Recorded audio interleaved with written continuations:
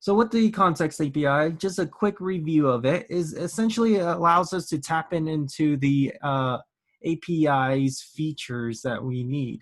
And it comes in two parts. The main two parts from the context APIs are the consumer and the provider. And with the context API, it's really good for you to share data that you would need to use over and over again, or anything that you can consider global.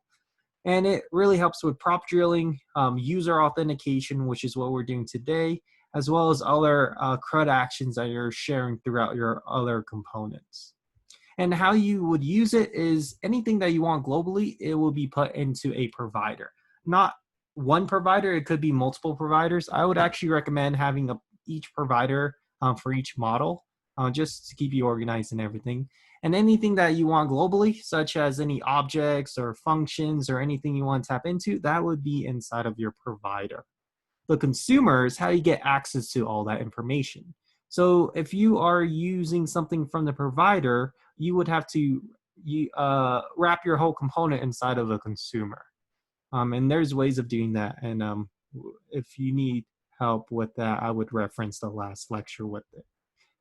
The other thing that we are doing is instead of passing the user everywhere through props, which is very inconvenient, and just because with our apps, it's got to be a lot of components with a lot of pages and a lot of things to worry about. So we can't just throw in a lot of other things that we don't necessarily need, such as bringing the user in every single component, just so it can go down to another component down the tree.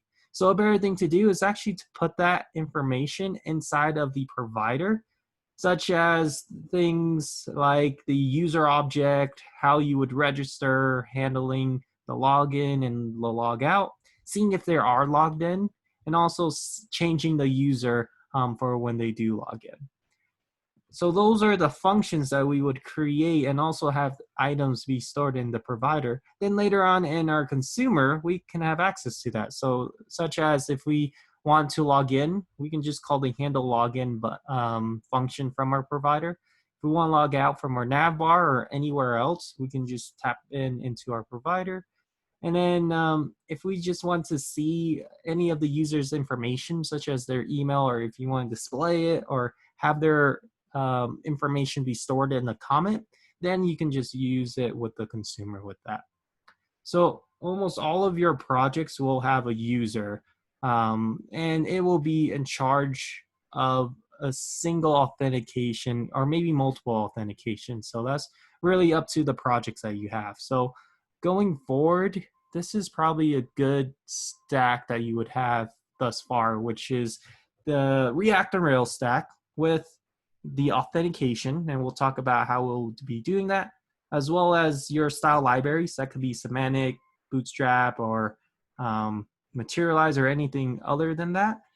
React Router for your routing, Axios for your tool, and then we'll talk about two more for authentication as well. So those will be your main stack and what you'll be using now going forward.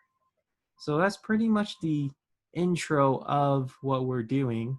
Technically, the lecture for today is creating a cat Tinder, and I really would love to build that out with you all, but I want to mainly focus on the authentication, and then if we have time or if you want to look at it in your own time, then you can build out the rest of the features. But I really want to zone in and the authentication itself. But yeah, if you do want to make a cat Tinder, all the details is inside of your lecture notes. So let's go ahead and get to it.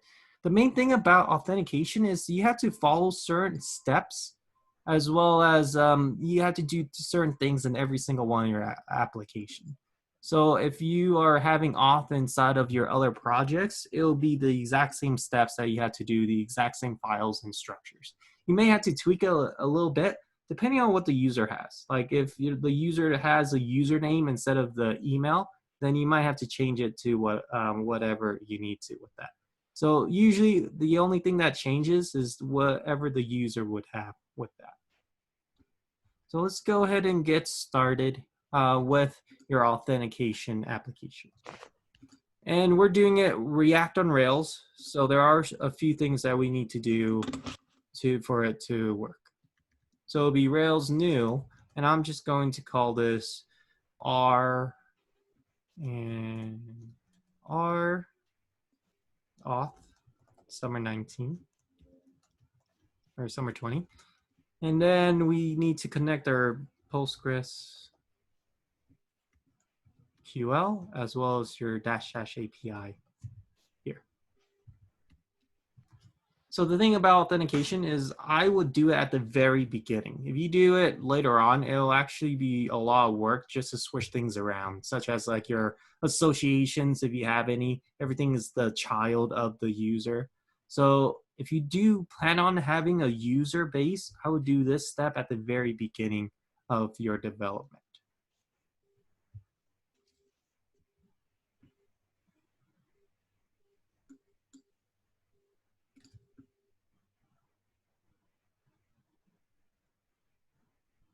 What?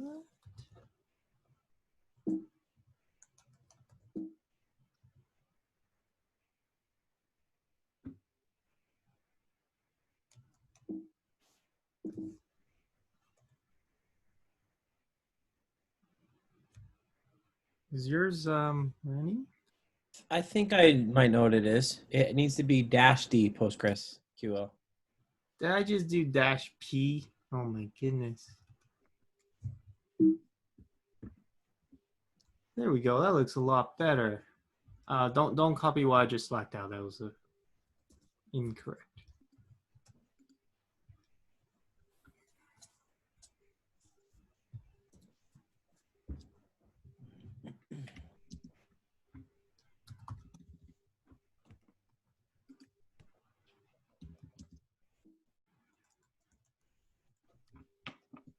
Awesome.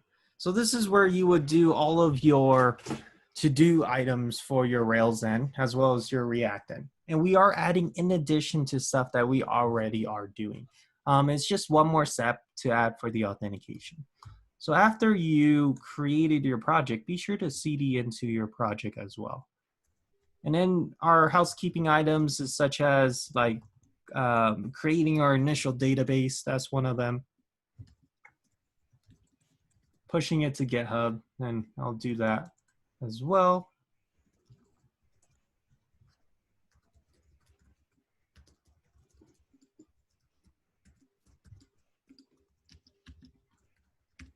Let me see what's going on with my Postgres. It looks like it's having trouble here.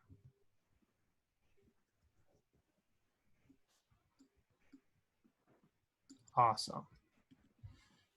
So if you ever get this error of like an old PID file here, there's actually a step that you have to do to help you get rid of this. And it's up on Google, but I'll leave it in this video so you can reference it later. So essentially what this is that sometimes when you're using Postgres a lot, it will use the same configurations, and it will also update your configurations as well. So it will sometimes ask you to replace the PID. So if you ever get like a PID error or anything like that, what you need to do is you would just need to delete the PID, and then that once you start your PID file, then it will generate a new one. So let me show you how to do that. I'll actually be doing it in a new tab, like so. So there is a specific place where you need to go, where the file is located at. So I'm actually going to go into the root directory, and you can CD all the way out, or you can just do CD tilde, and that will take you back to the home directory, like so. The directory that you want to go into is the applications one. And this is where tab completion really comes in handy. Tab completion is when you're trying to type something in the terminal, you just press tab and it will try to complete as best as possible. So we need to go into the applications one and then also Postgres app. See what's in the applications. Nothing. That doesn't sound good. Give me one sec. Let me see if I can find that.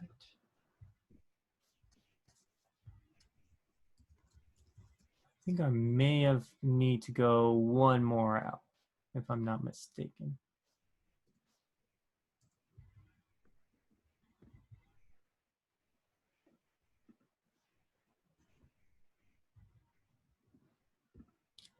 So here's the location. Let me CD back out. Okay. So then where you would go, oh, I guess I was in the right one. So it would be inside of your user. So this would be different than whatever you have. And it's actually not in applications, it's in library application. So it's library applications, and we actually want to go to support. And then with this one, it would be Postgres. Again, this is only if you have this error. And it's very case sensitive. And then the version number. My version is version 10. Whatever your version is or whatever you're using at the time, that would be your version there. And then in here, if you do a ls, there is a file here called PID, Postgres master PID right here. So with this, you just delete it. And there's multiple ways you can do that. I just do rm-rf postmaster.pid and make sure it's spelled correctly. And then if you want a sanity check, you can do ls again. And it looks like it is gone. So that is how you would fix that problem of a PID problem. So you just follow these steps here to navigate all the way until this level here. And then now if you go into your elephant and then start your database, that's where you can have your Postgres running like so. So that will happen here and there. So just know what to do when that happens. Awesome. Okay. So I'm going to do the other housekeeping item of adding our gems, and then I'll push it to GitHub probably during break. So I'll do this part next. So all of the original gems we have, we're still adding those, such as Pry and maybe Faker if you need to, like so, and any other back-end gems that you think you would need. So inside of the development group, I'm going to add in my gems. And that one would be the gem of Pry for our debugging tool, and then the gem of Faker for fake data in the background. But this gem right here is the most important one because this has to do with our lecture of authentication. And this has to go outside of the development group because it does need to be present when you have it in every single one of your environments. So whether you're testing or in production or developing, you would need this regardless of what group it is. So that's why we would have this here.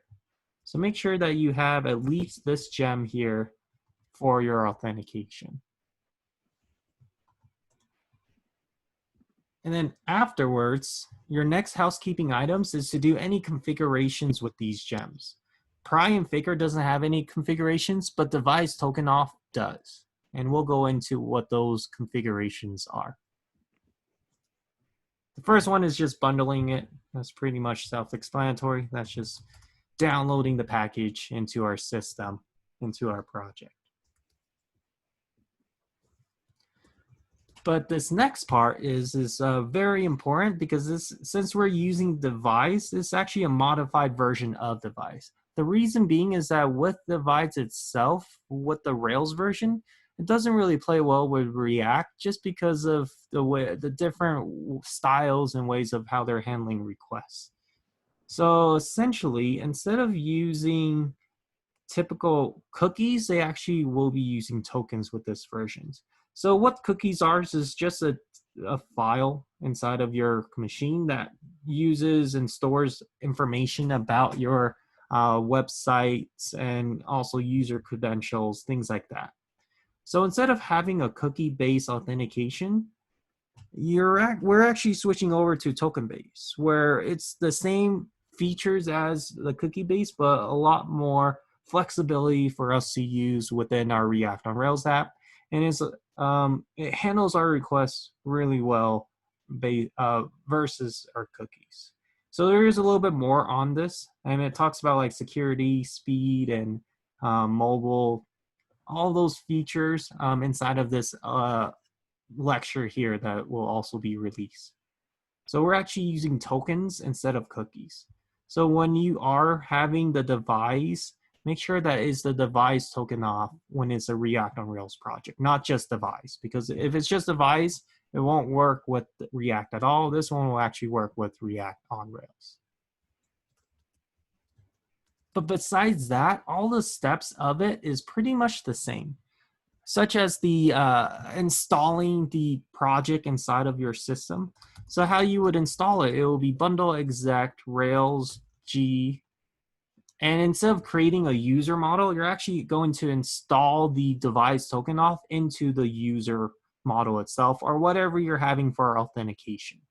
And you're also going to have the namespace API for the auth as well. So after this, it will be, instead of Devise, it will be Devise token auth, install, and then the name of the model you want to have Devise on. Most cases, it would be called user. But in other cases, it might be called admin or customer or anything that makes more sense. But in almost all your projects, it will be called user. And then we also need to put all of the authentication stuff inside of the controller to be namespace API/auth. So that way it's not doing a bunch of random routes for us.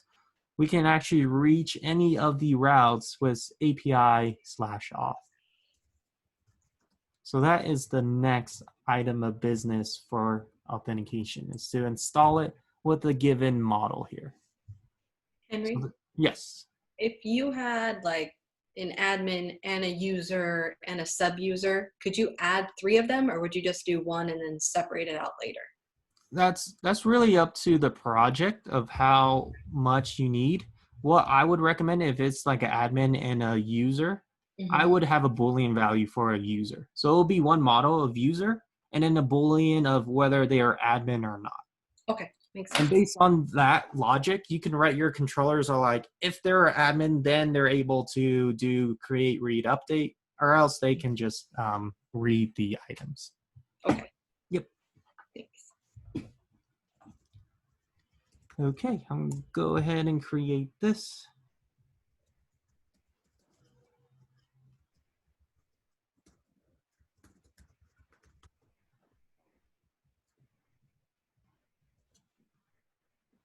Awesome.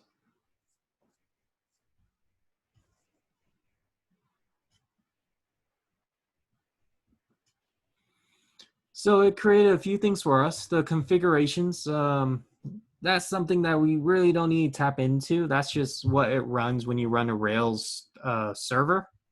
But it does create a application controller. And let me show you what it puts inside of the application controller. So app controllers, application controller, it has this, so it knows that before any single of your applications, it does have Devise. You're able to use Devise in all of those. The other thing that it creates for us is some routes, a migration file, as well as a user model. So you actually don't need to create another model. This is the user model here. So with this user model, it has everything that the Devise flexibility has. Like if you need to add in other features like confirmable or lockable or anything else, you would add them in addition to this. But we do need something to add at the very bottom of this class, and that is to extend the Devise model.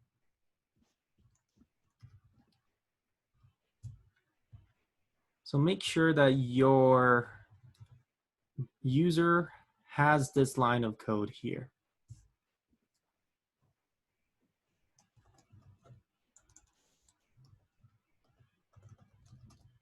The reason being is that if we don't have this line, it it just thinks that it's another model, and it won't add all of the Devise features to it, such as saving your password in a safe way or remembering your username, things like that. So we actually do need this line to make sure we tap into the Devise features.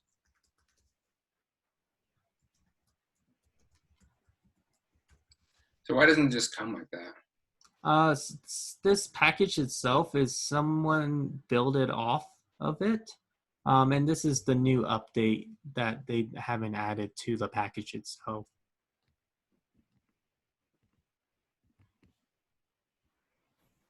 The other thing that it comes with is your config routes here, and these are the API routes, not the navigation routes. And these are how you would use your API calls to do certain actions with the user from the backend. You probably noticed that we don't have a user controller. That's because it's hidden from us, but it's there with all of the packaging and everything that is there. And then the last thing that it gives us is that we check inside of our DB migrate. We haven't migrated this yet, but we're just checking this out. So it has your encrypted password as well as your email and other things that it comes with besides like all of the authentication stuff like remembering your email or confirmable. It also has, in addition to name, nickname, image, and email. So those are the new things that it has within this package that it didn't have with the regular Devise. So you actually have these fields that are already pre-built inside of your Devise. The image one we'll be using a little bit later. That way we can upload an image into our profile. So that's something to look into as well. So there is one more thing that we need to add, and that's because it doesn't come predefined within our project. So we need to add it ourselves. So this is a migration to add trackable inside of our database. And that is a feature for us to make sure that it doesn't conflict with any versions with Rails as well as the Devise token auth. So for some reason, for the new version of Rails, it doesn't include it. But if you have older versions, I don't think you need to add this step because it already comes pre-built. So I'm going to add a migration. It's a little bit cut off here. So let me see if I can do this a little better. So it'll be add underscore trackable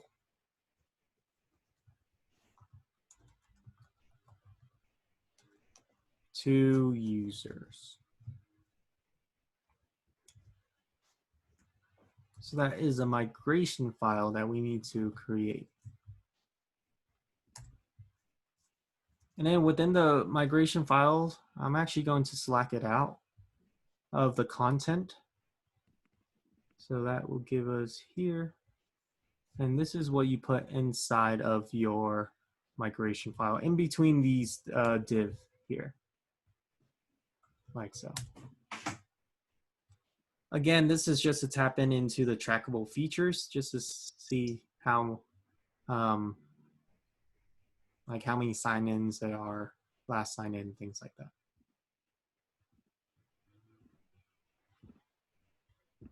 Okay. Awesome. And then let's go ahead and run a migrate, so that will apply into our database.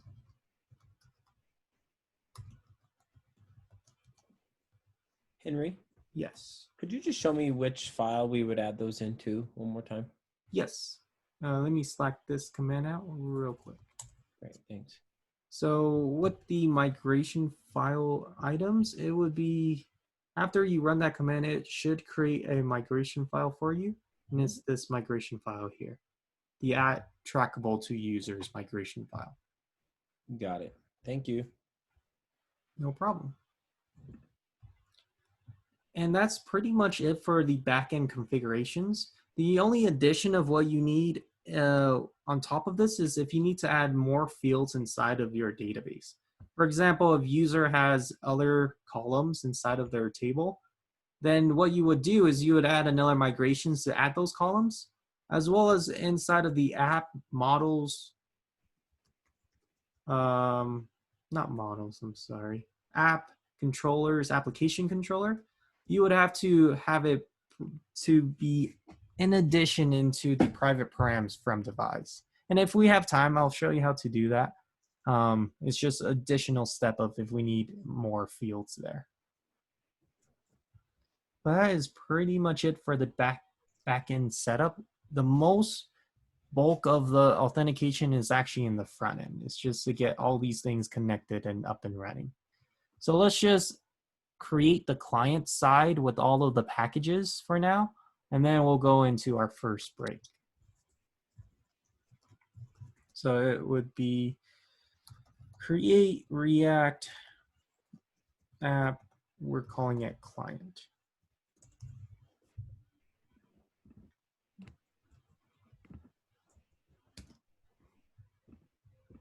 And then at this point in time, I would recommend having one panel or one tab to be your client, and another being your Rails side.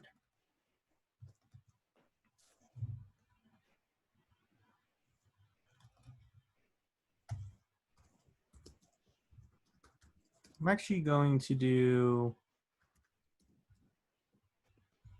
one more panel, but I'm going to move it over here. And this is for GitHub stuff.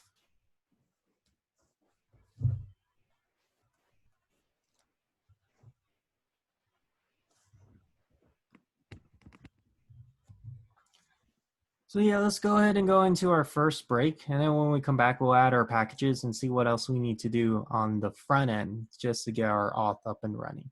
So let's come back at 7:15. In the meantime, I'm going to push this up to GitHub during break. So where we left off is that we configure our backend to have authentication already set up. And that is adding our gem of Devise token auth and doing some configurations with it, such as creating the models as well as the migration files and all that with that single command. So that will take care of that all for you. Now we're doing the front end, and then during the break I pushed it up to GitHub. So whatever you have for your panel or your tab, we'll have one of them be in charge of the client side. So for mine, it will be the top one. And make sure that you are CD into the client when you have this, because you don't want to add packages to your main project, because that will cause a lot of issues and it won't get reach into the React side. So then here, this is where you would do your housekeeping items for your React side, such as adding the packages, creating the components and the providers and everything like that. So first, let's go ahead and add our packages, such as React Router DOM, style library. I'm going to use semantic.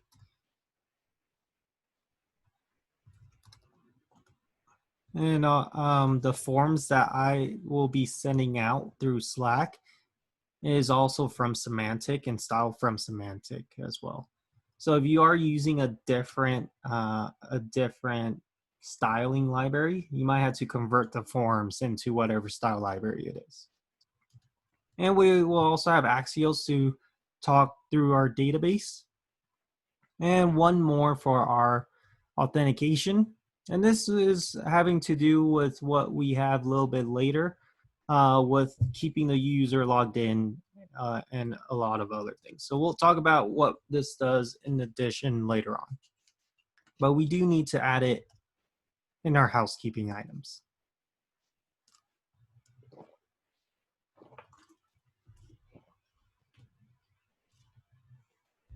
So these packages right here, these are the main ones that you would need for your React side. To the very least, just to get yourself up and running and connected.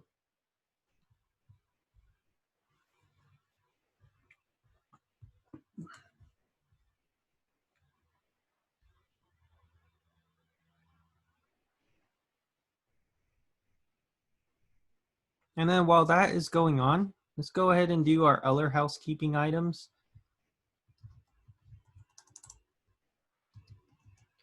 Such as connecting the applications together with our proxy.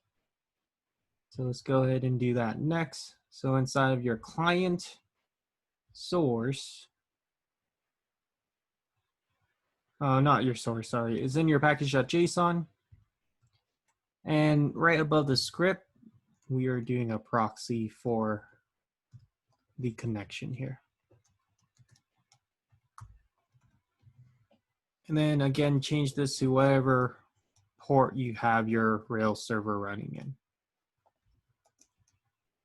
But we'll be running ours in 3001.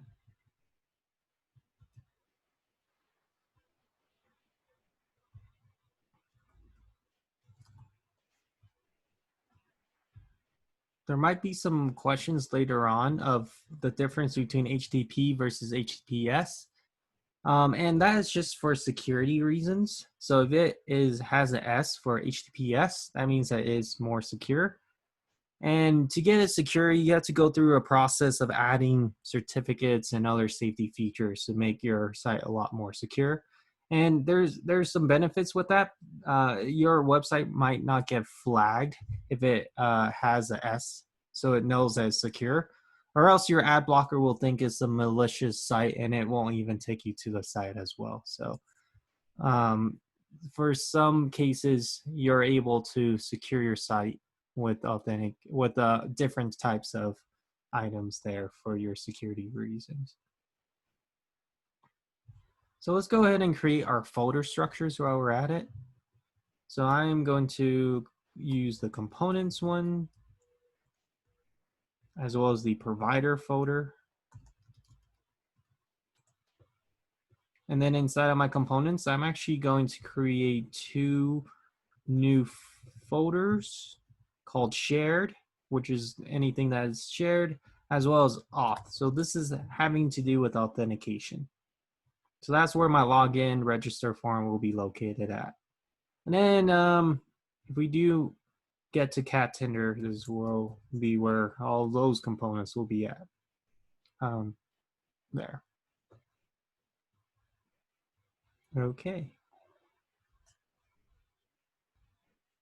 So the next part is just to configure the rest of the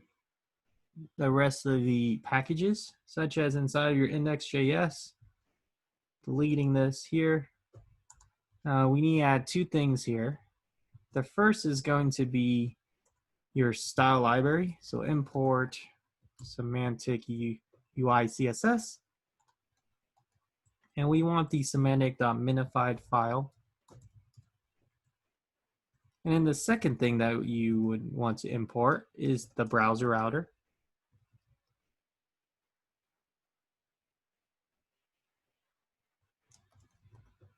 That looks so weird.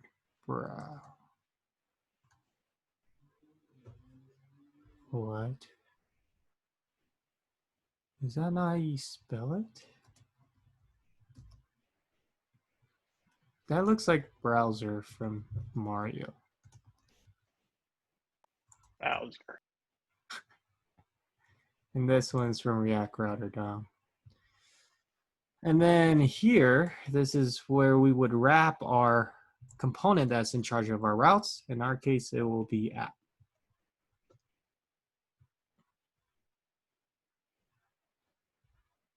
Okay. So let me go ahead and have this out here. So here is the index.js.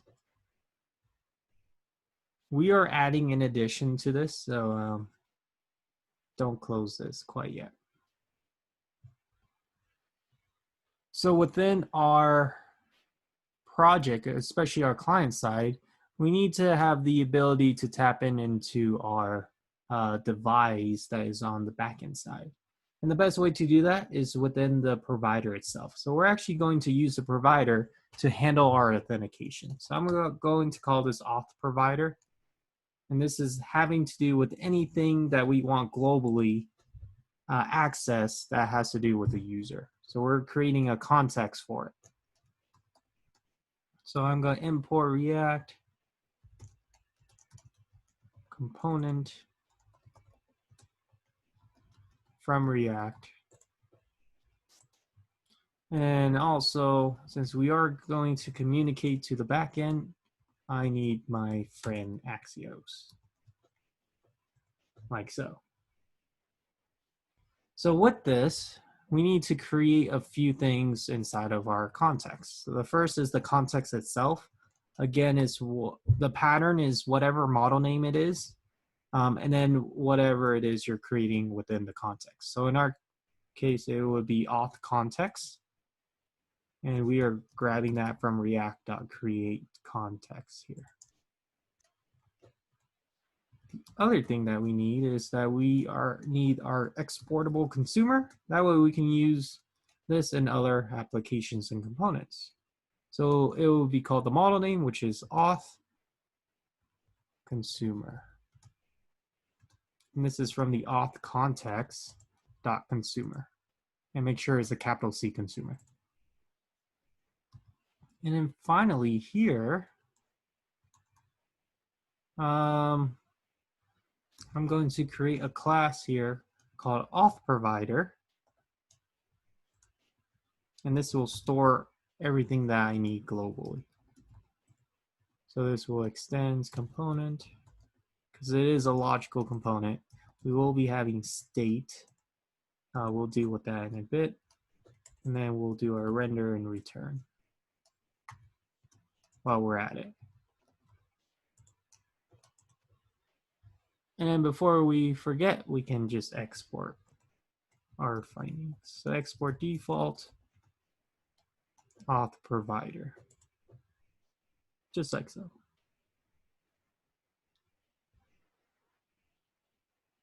So within the return, we need to know what we are returning, which is the provider itself. So it will be the auth context.provider, and then the opening and closing tags of the provider. In between those tags, it would be this props.children, and that is all of the props that were originally there. We don't want to replace them, we want to add in addition to them. The other thing that we need is inside of the first tag right here, I'm actually going to press enter a few times, and this is where we'll be having our values be stored at and what we are technically exporting. So this is where we'll have our functions exported as well as anything in our state, etc. But in most cases, instead of saying this.state. whatever it is, I would just destructure the whole state just to make it easier on ourselves. That way, however big the state may be, it will be destructured regardless. And those are the main things just to get you started here. So now let's actually go into the functions that belong in the auth provider. And again, this is the same exact provider that you'll be using for all of your projects. So inside of your state, the item that you are storing inside of your global state is the user object itself. So by default, the user is null. There's no user being logged in. Once the user is logged in, we need to update the state for them to be stored inside of this inside of this object. So with that in mind, I'm actually going to start my Rails server. So Rails -p3001, just so we can look at our routes. And then we could start on our client server too while we're at it, just so we aren't encountering any errors in the meantime. But we won't be seeing any pages yet. So let me go ahead and go into those web pages. So it'll be localhost 3000 and then localhost 3001/rails/info/routes.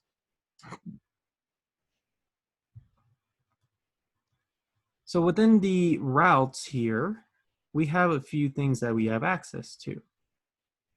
And anything that has Devise token auth with it, that has to do with authentication. And we have quite a lot with that single line inside of our config routes file. So these are the routes that we need to hit in order to do specific user authenticated actions, such as registration, CRUD, password CRUD, session CRUD, etc.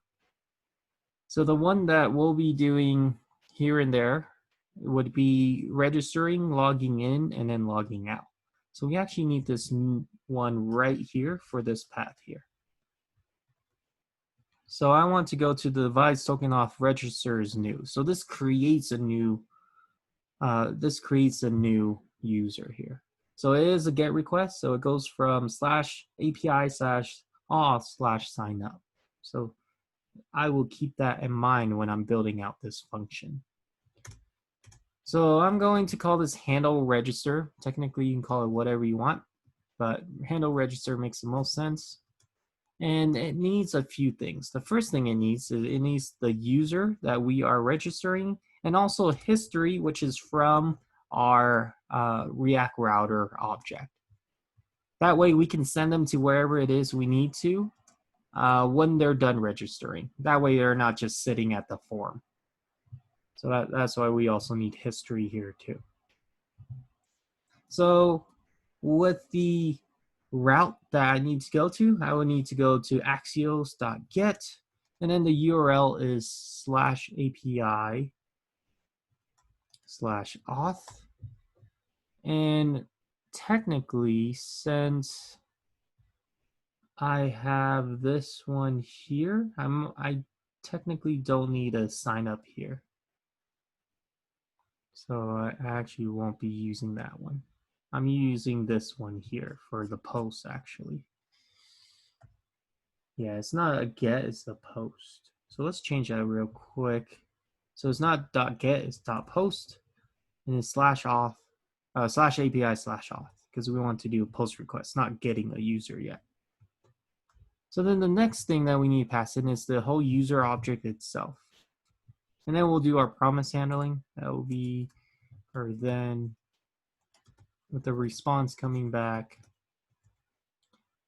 I'm going to set the user. So this .set state, and judging from my lecture notes, the object is a little bit embedded, is from res.data.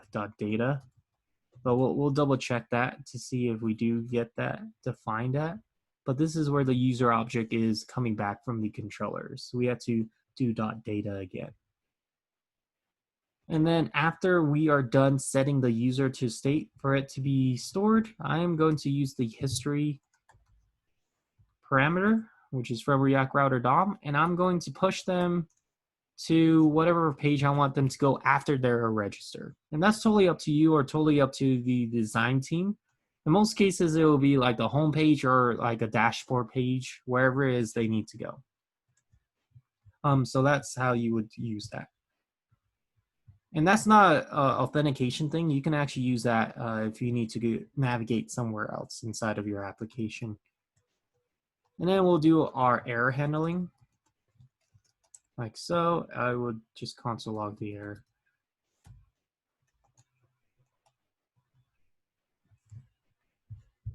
So that is the handle register. And again, if I want to use this function, I need to have it imported here for it to be used inside of my consumer. So it'll be handle register equals this dot handle register.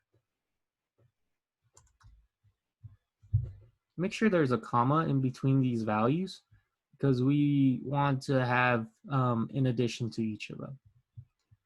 So that takes care of the register. We need to do two more functions for the login and the logout. And there's technically two more functions after that, but those are easy to build. Those are actually single liners. So let's do one for a handle login. In the handle login, you need the user again as well as the history. And this is what they would reach when they have already a user information and they're just logging in. So this would be a post request. And I am going to look in here. So it's technically called session. So you're actually creating a new session here. And it is a post, and it's with /API/auth/sign in. And I need to also pass in the user object as well. So that is the path I need to go to. So the /API/auth/sign sign up. Wait, sign in, sorry. And then pass in the user object. And we're actually doing the exact same error promise handling like we did up here. So we're setting the user again into state for it to be stored, and also pushing them to the dashboard or the home page after that. So you can actually copy and paste that over. It just has a different route. So again, if I want to use that in any other component, I need to also put in the values here. This dot handle login.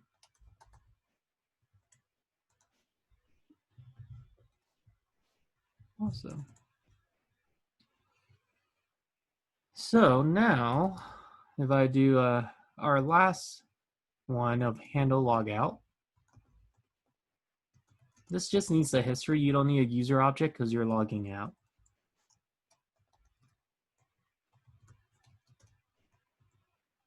And this would need Axios. And let me go ahead and check this out. And here is the session destroy method that we're reaching. That is the delete action, and it goes to /auth/sign out. So that's the delete, and it'll be /API/auth/sign_out.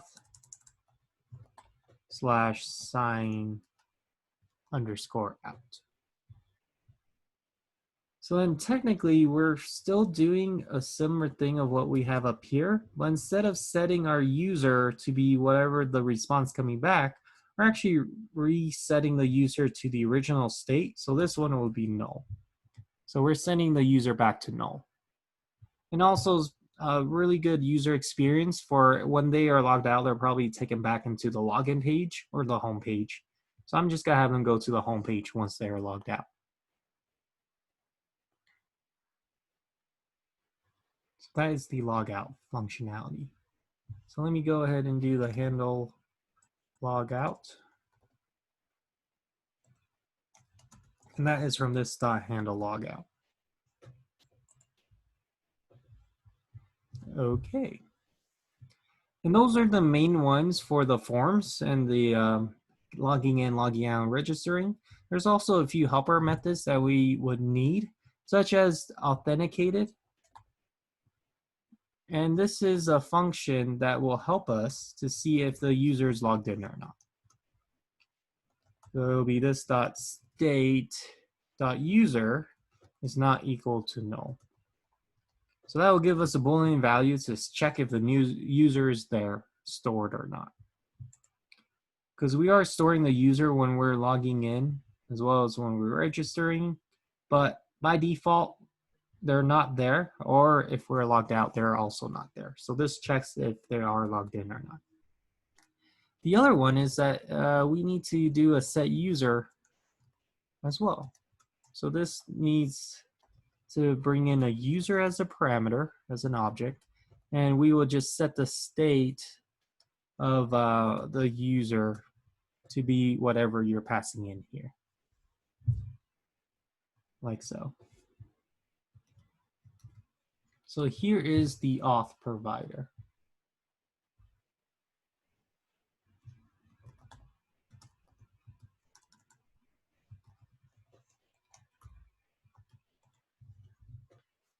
There's one more step that we need to do for this. Does anyone remember what it is to get this up and running? It has to do with our context more than anything.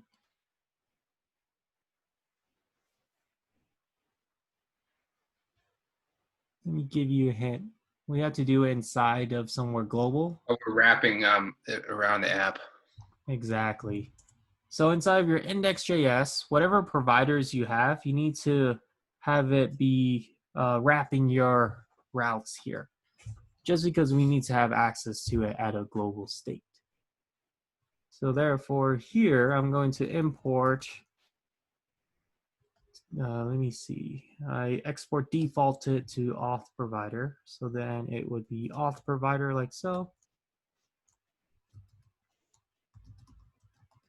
From /providers/auth providers. And I need to wrap everything inside of this provider here. So again, if you have additional providers, just go outside in from parent to child here. So let's say that if we do get into our other models of cats, so it will be the auth provider and then cats and then browser router and then app. So it'll go from parent to child there. If you have like a through association, it would be through the route of what you have to show that through association. So for example, for the doctor's appointments and patients, since you're showing the appointments on the doctor's end, then it would be the doctors and then the appointments. So that's just to clear that up for those different associations we have there. Okay, so let me go ahead and slack out the index.js for you all.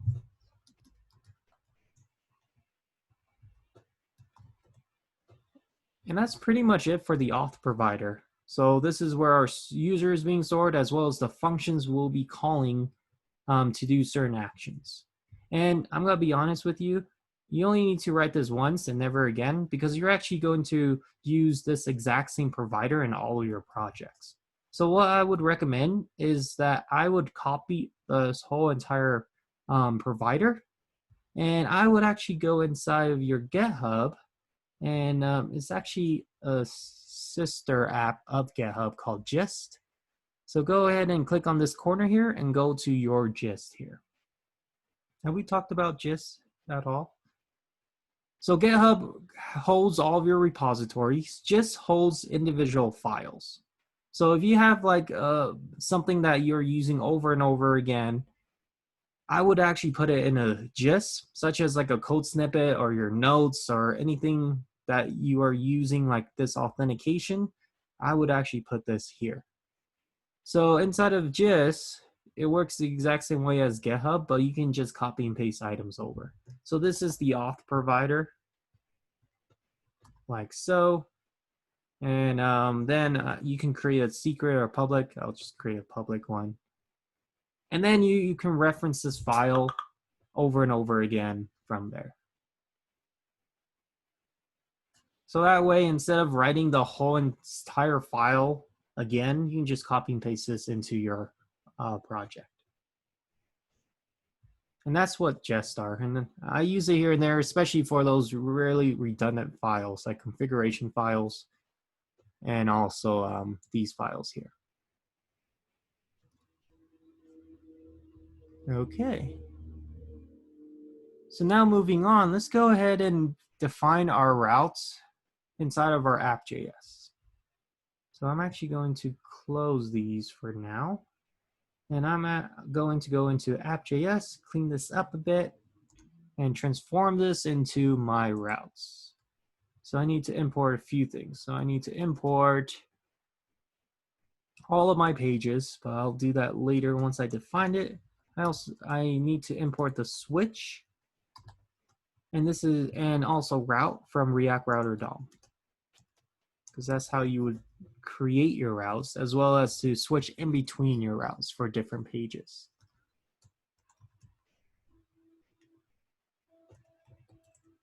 The only thing I need to import is if you want to style, I would import like a container from your style library, just so everything's not at the sides of your web page there. Okay. So I'm actually going to create some components for our routes, but I'll create them one at a time just so we don't do everything all at once yet. So then here I am going to do this. So const capital A app, like so.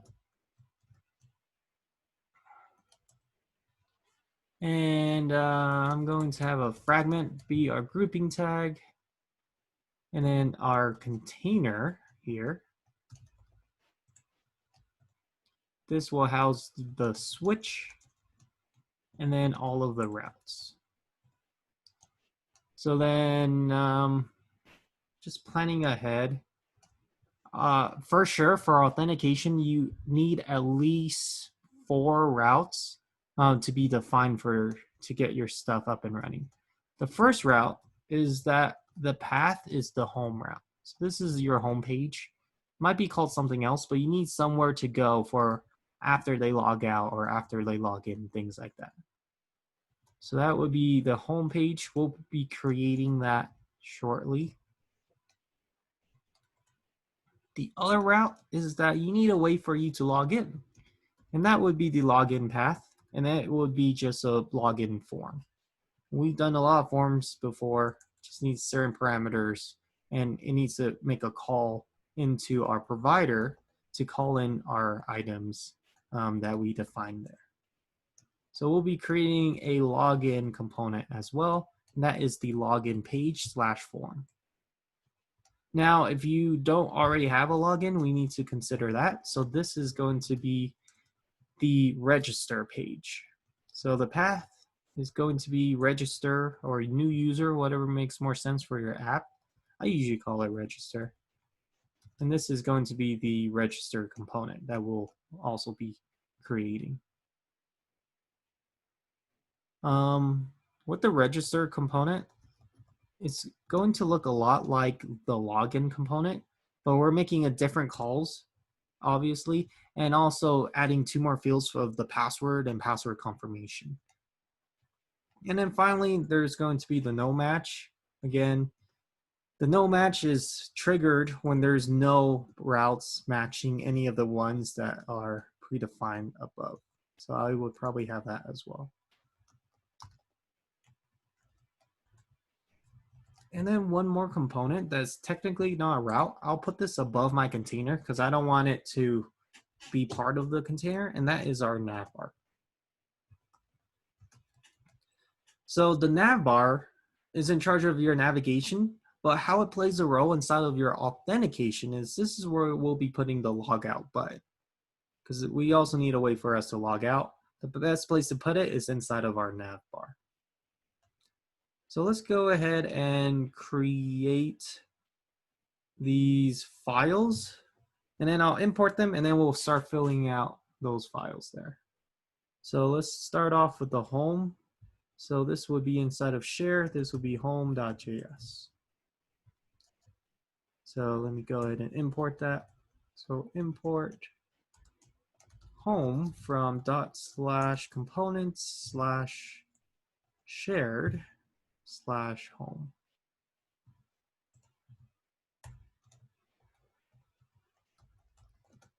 And let's go ahead and create more items. So technically you can put login and register and shared as well, but since they're totally different things, I actually put them inside of their own folder called auth. So this is where the login component will be at, as well as register. So let's go ahead and create that as well.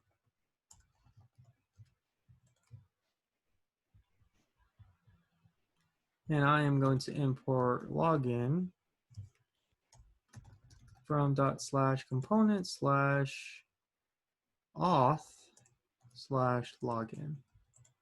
And very similar thing for register is going to be import register from ./component/auth/register. And then 2 more. I'm actually going to put the others in shared. So this one will be the navbar and then the no match. We'll start to fill these out soon. So I'm going to import the navbar from ./component/shared/home navbar. And our last one for now is going to be import no match from the path here.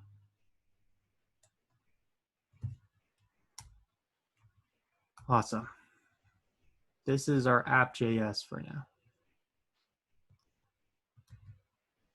So these are the initial routes that you need to get your auth up and running.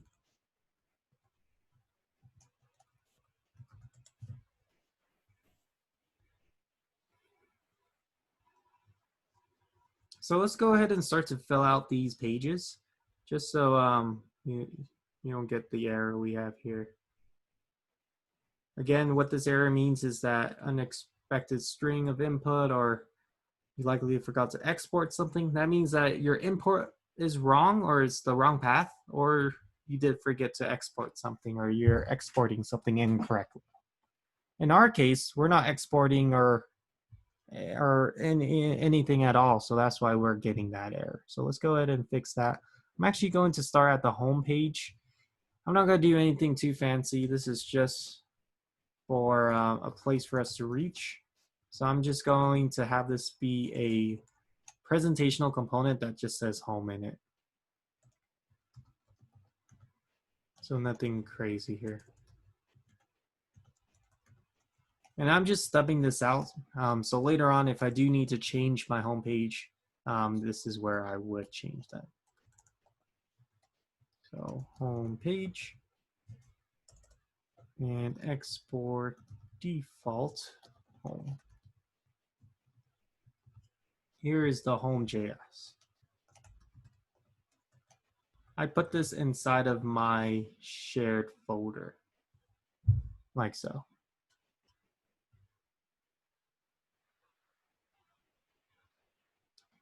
And then the other easier one, I'm going to exit this out, is the no match. And the no match is just a page where we are going to have like a 404 error. And then that would redirect us back to somewhere if we need to. So I'm actually going to also import the link from React Router DOM.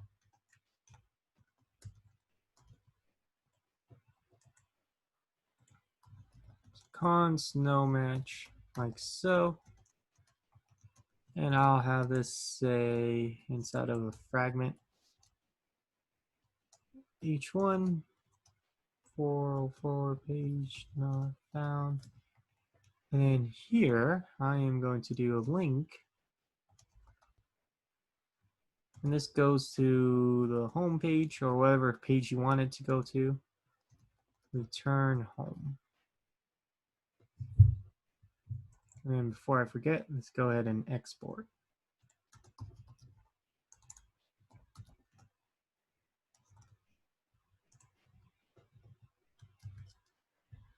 So here is the no match page.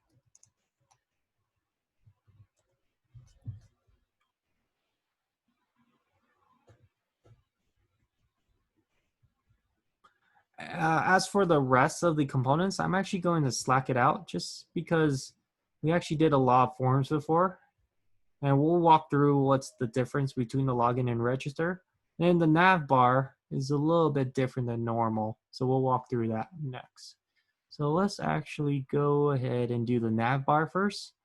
And then we'll do the login and register. So I'm going to slack the rest of these out. We just need to change the import since this is from the lecture notes I'm copying from, which is a different path than what we have here.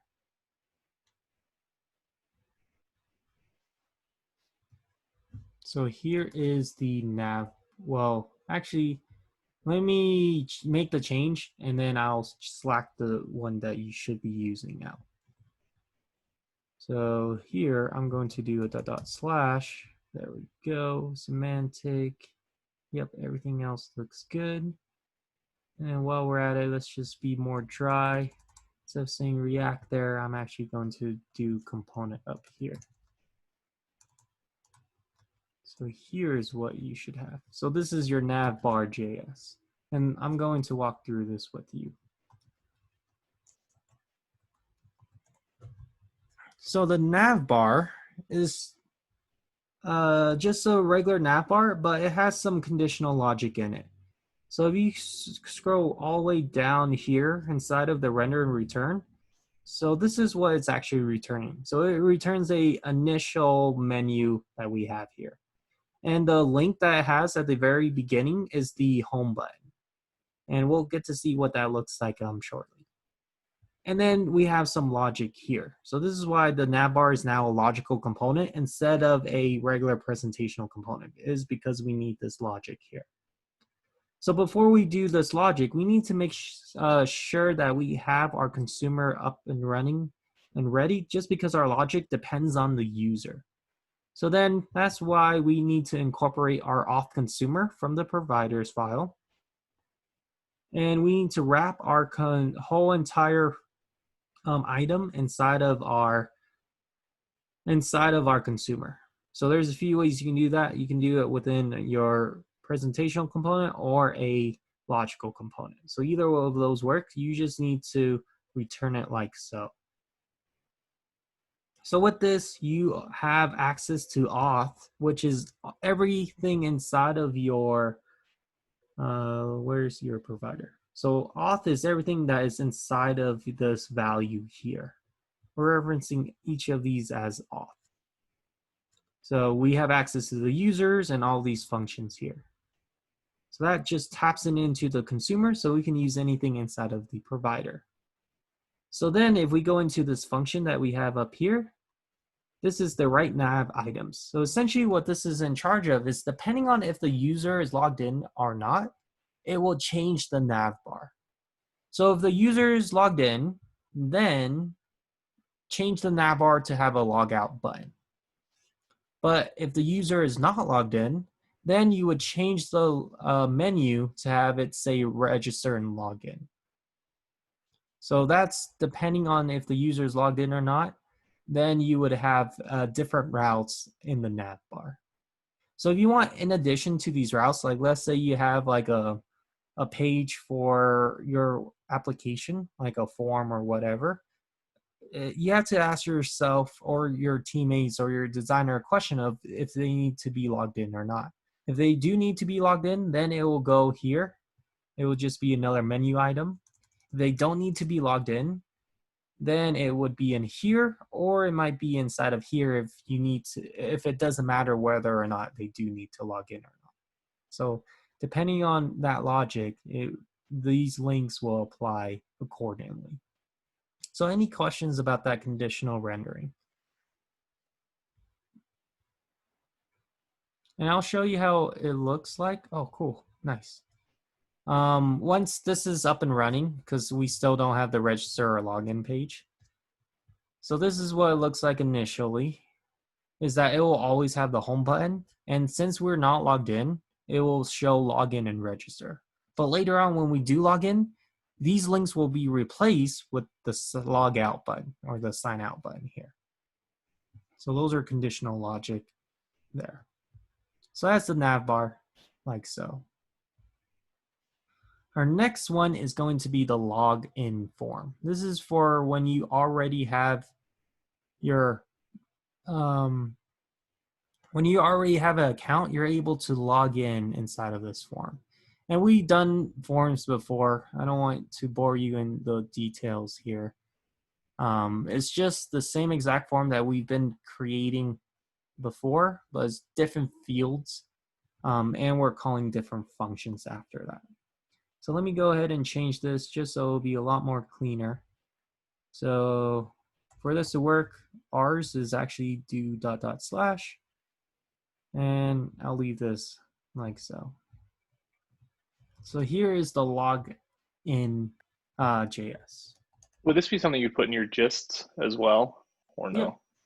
Yeah. So if you're using this, the nav bar, I would put that in a gist, as well as the login and register, since you're using the exact same one over and over again. So let's walk through this form together. Again, this only works for if you're using semantic UI for your style library. If you're using anything else, you have to convert the like segments and forms and stuff into the language that you're using. So make sure you're aware of that if you do have any other style libraries besides semantic UI. So within this form, I need to tap into my Auth Provider, mainly because I need to tap into this function here of handling login. So with the handle login, I need to pass in the user as well as the history. That way I can talk into my Axios call, and that will talk into the backend and create and log in the user. So that is the function I need to have. So to do that, I need to bring in my consumer, wrap my whole entire item inside of my consumer. And I'm referencing everything that is coming from the value. I'm calling that auth, like so. So with the login form, you just need the email and password. If you need to add in any additions to that, then you can add them here as well as in the form. The handles change is the exact same thing of all the other handle change. That's something that doesn't change. But when we do a handle submit, we're taking the email and password and we're calling that function that we have in our provider. That way it'll run that process of logging us in. And then the rest is just the form. It's just a very styled form with the inputs, autofocus, front end validations of required, things like that. So that is the login page. So if you click on login now, this is what it will render out. And technically, if we do have an account, then when we submit, it will log us into the existing account. But in our case, we don't. Since this is a new application, we just need to do a register, which is a blank page for now. So let's go ahead and do that page next, and then we'll go into our final break. So inside of the register, here is the items for the register here. I just need to double check everything. So here's the register component. And if you take a look at these, both of these components, they actually look very similar to one another, and you're not wrong. They do look exactly alike. The only difference between this form and the other form is that this does handle the register. So there's a little bit more logic to it, such as before we submit, we need to check if the password and password confirmation are the same. We need to double check if they're typing in the password correctly. So it does have an additional input field for the password confirmation, and we are checking if they are both the same before they submit to make sure that they have the right password typed in. Or else it'll just do an alert like so. But everything else should be the same. And we're hitting the register one. So the register inside of our provider registers a user and then push them into those likelihood places there.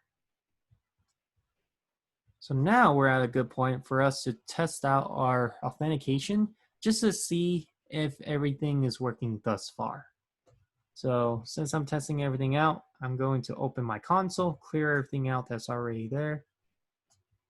And I'm going to register a new user. Again, when you're registering a new user, don't use your actual email or your actual password. Just use a testing one because you're just using this to test and everything. And then if you do have a password, just have it be called password. Just quick and simple, things like that. So with these fields here, they need to be a specific length. And they also need to have a specific way of how you are writing things. So if these don't match, then it won't give you the exact error that you think it would. The other thing is that if we register and we found out that the user is that it's already existed in your database, it'll give you a weird error. Let me see if I can recreate that error for you. So I did test at test.com and I register for it like so. And then it says password doesn't match, so that one's fine. I think I spelled password wrong.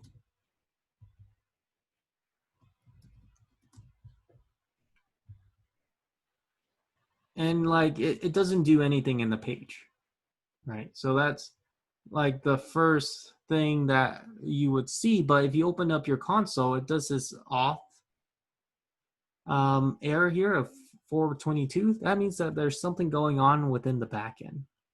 And if you take a look inside of your server, you actually get this here of unpermitted parameters, password and password confirmation, and it also didn't create the user. So if you do get this error, that means that you're creating a user that is already existed, or it doesn't meet the parameters that it's specified. Like it needs to have an @ symbol and a .net or .com or whatever. And also if your password is too short, it might give you the same exact error as well. So make sure you know what that is doing. So we should technically be logged in, and we can find out after you register is that inside of your components, you can see if you go into the Auth Provider, there should be a user object there. And that is the user that's currently logged in here. But it seems like our logout doesn't work. And let's find out why. So delete /API/auth sign out is not found. So that means that we need to double check the routes. And also we need to double check to see if the API call is going to the right place, because it looks like it's not. So inside of our Auth Provider, we need to double check here. And let's go ahead and check in our routes like so. And it is sign out is the one that we need. What do I have here? So API/auth sign out, and also /API here. Interesting. I know what's going on. It's actually our next step here. So if you actually refresh, it doesn't keep you logged in. So technically, when you are logging out, you're not logging out because it doesn't keep the user anymore.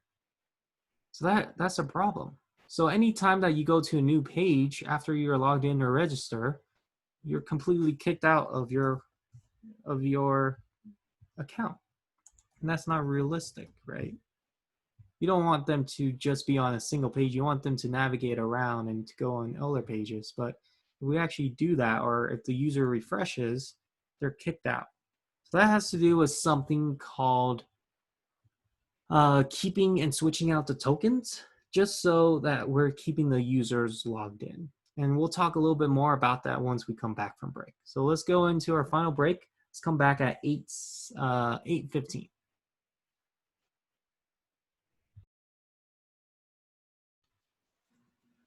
So before we left on break, we actually had an issue here. The issue was if we log in or register and we refresh the page, or if we do anything with the API call or anything like that, it'll actually dump the user and kick us out. And the reason being is that we have our user not being updating their tokens. And the tokens is what keeps the user up and logged in. And we need to switch them out every now and then just so that they're new tokens so it knows that we are logged in or not. And usually we have cookies handling that for us, but technically we're not using cookies anymore. We're actually using something else, and that is called local storage. So with local storage, it's actually stored within the browser itself. I forgot what. Here it is. It's inside of the application tab here in your DevTools. And the local storage is where your tokens and everything are stored in. And we need to refresh them just because they expire. This is in milliseconds. So they expire every now and then. I think that's in milliseconds. So we need to update those tokens for every time that they expire. So these are the values of where we need to enhance. And technically you can do that every now and then with like a component did mount. And you need to do like a key value pair like that, but you have to call this over and over and over again. So luckily for us, instead of switching out the tokens manually, we actually have a tool that we installed earlier that does it for us. We just need to call on that tool for help. So my code, where is it? At the very beginning, we added a package. It was called Devise Axios, and it's right here. So Devise Axios work in conjunction with Devise and Axios, and what it does is that it refreshes those tokens for us to make those calls and switch them out.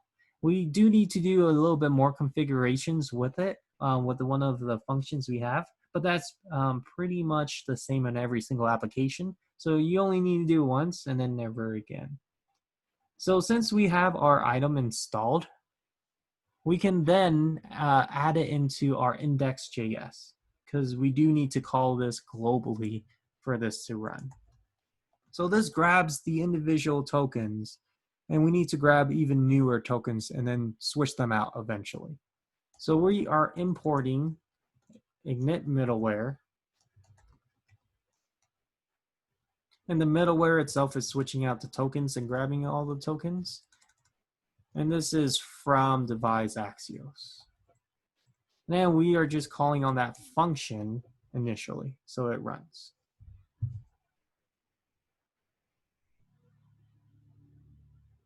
So this keeps track of our tokens for us, but we need to switch them out.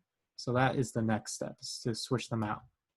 So here is the individual index.js, like so.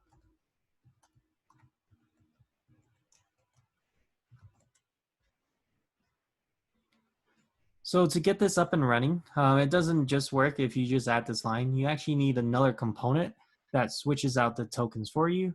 And I am going to do this here. So inside of your auth, I'm going to create a new file, a new component here called fetch user. And this is in charge of keeping the user logged in and switching out those tokens. And again, this is those files that will look the exact same in every single one of your applications. So I would recommend you put it inside of a JS for you to use in your other projects. Let me copy this over. I also copy some text. I don't want text. There we go. And then to get this up and running, ours is inside of another folder like so. So let me go ahead and select this out for you all, and then we'll walk through of what it's doing. So this is fetch underscore capital U user. Okay. So I need to have the consumer here for us to use, because we need to tap into our logic to see whether or not they're logged in or not. So if they are logged in, then we can just wait until we do need to technically check our storage. If we need to check our storage, let's do this check local tokens. That is a function from Google Chrome as well as from JavaScript itself. That just goes into your DevTools, click on the applications, and look inside of your local storage for these key value pairs here. After that, what it will do is that if it sees that it's expired based on the time here, based on the time that it's specified, and see that you do need a new token, then what it will do is it will go into your routes, go inside of Devise token auth, validates tokens method here, and grab a new token for us. So that is what it's doing on this line here. It goes into the backend and grabs a new token, and then it will keep the user logged in and reload the tokens for us to use. And that's what these helper method does for us. So that is the fetch user. Now we need to have this working in every single one of our components. So we need to do this in a higher order component. And the highest order component that we have is actually inside of our app.js. Technically, you could put it inside of your index, but a better place would be in your app.js. So let's go ahead and put your fetch user here. And we are going to wrap everything inside of fetch user. So this is from ./component/auth/fetch user. And again, I would wrap everything oh, everything but the Navbar within the fetch user here.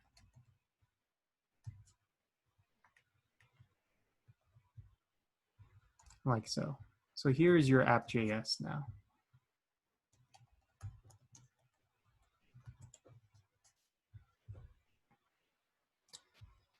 So now, if we go back into our application, log in or register, I'm just going to log in with my user. And now if I refresh the page, I'm still technically logged in. And to prove it to you, I can go into my dev tools and I am still technically logged in, even though I refresh and go to other pages. So that's how you know that your fetch user is working, is that it updates those tokens accordingly. And then let's test out our log out, because now there is an actual user to log out from. And it looks like that works as well. Cool. So those are the base functionalities of having user authentication. There is one more thing that we need to discuss. And then instead of going to Cat Tinder, I'd rather have you work on your projects. So let's do that one more thing. I'll wrap up and then we'll go into work inside of our projects. So let's say that inside of our project, we do have a page, but you only have access to that page if you are logged in. For example, let me create this. So let's say that I go to like /dashboard, like so. And this is like the dash component. I'm going to create that real quick. And you only have access to this page if you're logged in. Or else if you're not a user, you don't have access to this route at all. So it'll always take you to the no match page.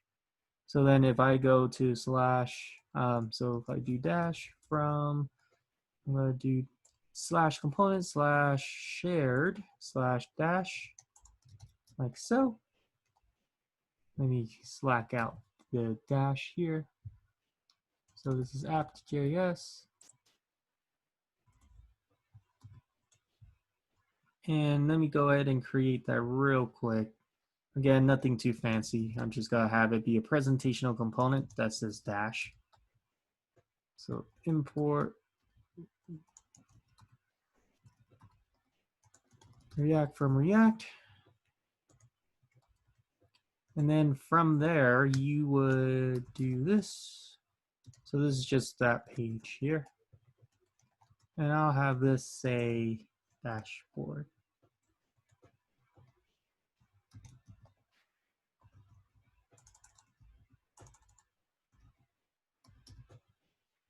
And then I will export this like so.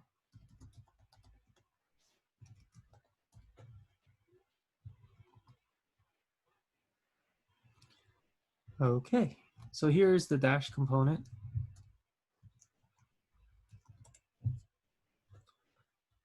So technically, I do need to put it in my navbar, but if I go to /dash, I should be able to hit my component. Ooh, or not. What's going on? Share dash, like so.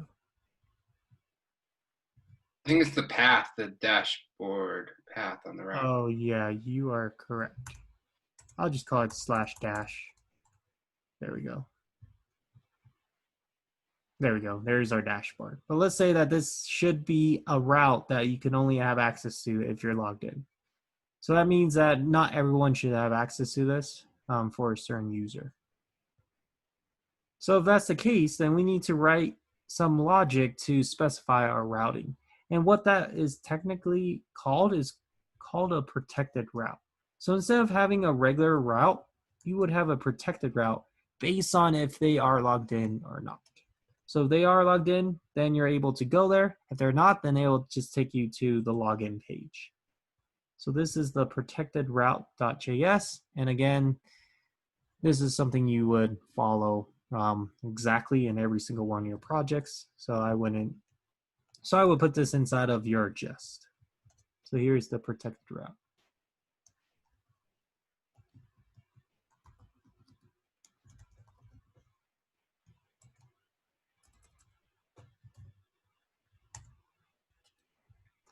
So what's it doing is that it's taking the route and doing some conditional logic with it.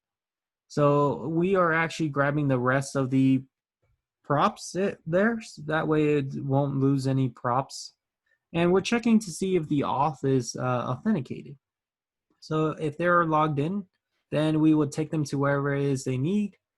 But if they're not logged in, then it'll take them to the login button, to the login page. So how we would use this is that using that component, I'm going to import it inside of my app.js, called a protected route, like so, from ./component/auth/protected route.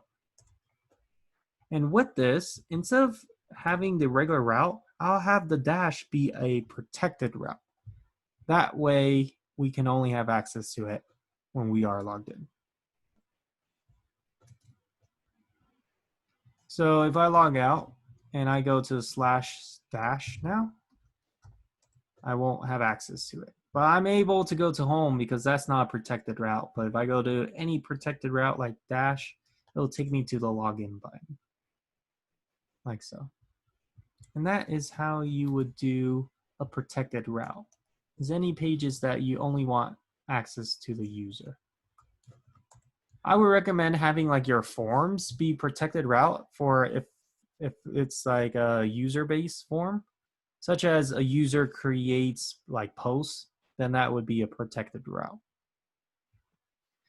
If you have other users, like for example, if you have like an admin versus like a regular user of like a customer, then you have to tweak the protected route a bit to follow those types of users. For example, this works with all auth.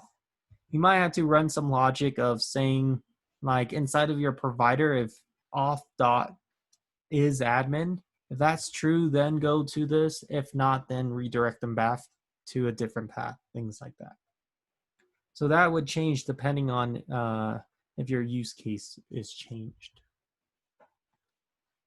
And that is pretty much it for your auth. So those are all the steps that you would need to do within your application to get your authentication up and running. And again, I wouldn't memorize it. I would have like a reference sheet or a reference project as well as a couple JES open, just so you have a reference to look at, because it is a lot of steps. And if you miss any one of those steps, then your authentication won't work properly. The other thing that I want to talk about is that if you want additional fields, and this is just a review, like let's say inside of your user, if you want additional fields besides name, email, nickname, and image here, like let's say you want to give them like a wallet value or anything like that, then what you would do is that you would go back into your Devise lecture, and it's actually this portion right here that we're doing. Is when we are adding in addition to our items, we need to configure the parameters again, because if we think about it, inside of our controller, even in our Devise controller, which is hidden, it has our parameters, our Devise parameters there. And if you add in addition to those fields, you also need to have it permitted inside of those params as well. So make sure that you're doing this step here for if you have any additional steps or fields that you need to add with the user. And also add it in the form so there are values there. So any questions about the authentication portion?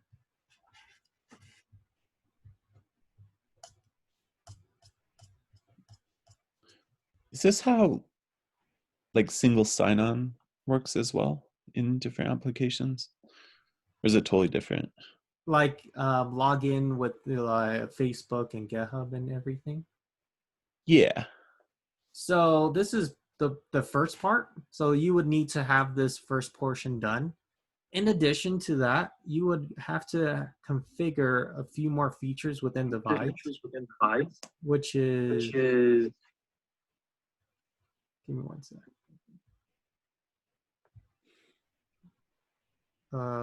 It's omni-authable.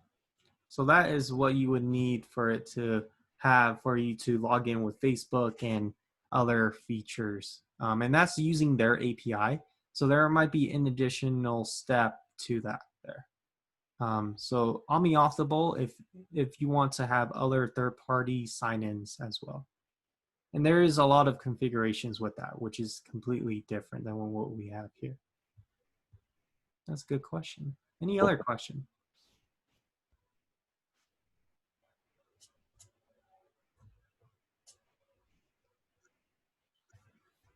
Awesome. Okay, let me go ahead and stop the recording here. And then I am going to put you back into your groups. And the rest of the time is up to you all to work into your groups. And I'll be hovering around group by group just to see how everyone's doing and keeping everyone on track.